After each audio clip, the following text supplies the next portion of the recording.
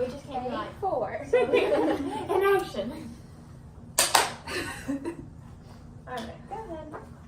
Alright guys, our project is over preparedness. And according to Healthy People 2020, preparedness is basically just that. You're prepared for something bad to happen in the world that's going to affect more than just a few people. It's going to be like an epidemic, like tuberculosis, which is why we chose that.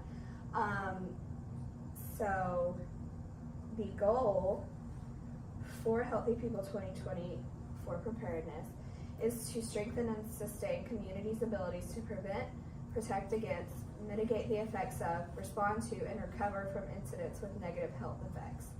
And there was several different learning objectives they had on their website that pointed out different ways you could explain preparedness, how you could teach people about it. And the one we chose to do is increasing the proportion of adults who engage in preparedness activities for a widespread outbreak of a contagious disease after recently receiving preparedness information on those outbreaks. And tuberculosis is one of the most common infectious diseases in the entire world. It's spread through coughing, sneezing, or even speaking, and it's not spread through kissing, handshaking, eating after people. You mostly see it with people who have immunocompromised disease, I can't talk. It's okay. It's okay. Immunocompromised. Just start over. System. You mostly see it in. Just cut that Yeah, out. I can cut it. Just keep going. Okay. You mostly see it for people who have immune compromised systems, HIV, elderly, the infants and younger people, pregnant women, those who use illegal substances, that sort of thing. You also see it in people who frequently travel abroad because people, it is much more common in other countries than in the United States. People who are infected with active tuberculosis show signs such as a persistent cough that lasts 3 or more weeks, fever, chills, night sweats, and the cough would produce sputum or blood.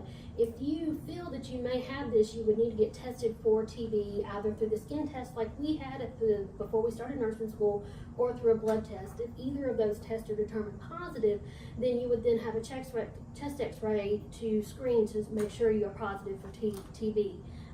If you are positive, then you would be started on a round of antibiotics that would last up to 9 months. The population we chose was 18 to 25, so college-age students, mostly because we live in dorms or with a roommate or in apartments with roommates.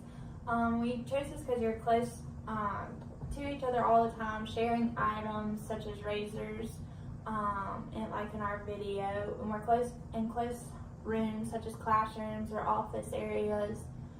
Also because there, like Ashley said, opportunities to study abroad, and another thing for the 1,326 full-time college students that start illicit drugs every day using needles, sharing needles. So that's why we chose the population from 18 to 25. So the objective we chose is to teach young adults the risk factors and signs and symptoms for tuberculosis between the ages of 18 to 25 years old using technology, because people are constantly uploading videos on YouTube using Facebook, Twitter, Snapchat, Instagram, and videos often go viral, so we were hoping maybe this one might. And to measure the effectiveness of our video, we decided to use the Kahoot game, which we will start after this video. In conclusion, educating individuals is key in achieving our objective of our whole presentation, which is preparedness, and making sure that people are prepared to prevent themselves from getting these infectious diseases or in any crisis situation. By focusing efforts on teaching adults aged 18 to 25 about tuberculosis, it engages the population full risk factors for the disease and empowers them with the knowledge needed to effectively manage the risk factors for the disease throughout the rest of their lives. And remember, Defend against bacteria. Yeah. Dang, I need to redo Get that. y'all's phones out. We did it.